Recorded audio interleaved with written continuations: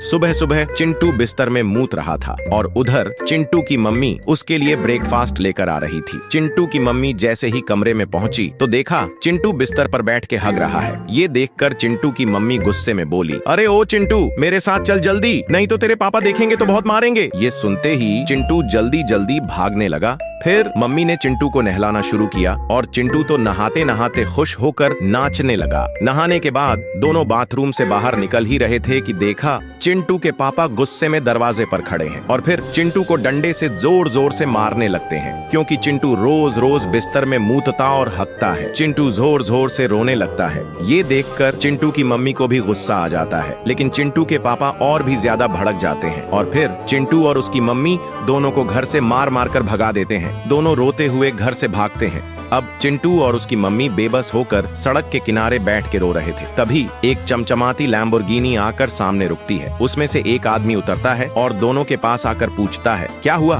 क्यों रो रहे हो तुम लोग? चिंटू की मम्मी उस आदमी को सारी कहानी बता देती है, कैसे उसके पति ने मार मार कर दोनों को घर से निकाल दिया। ये सुनकर वो आदमी तुरंत पुलिस को कॉल करता है और पूरी कहानी बताता है।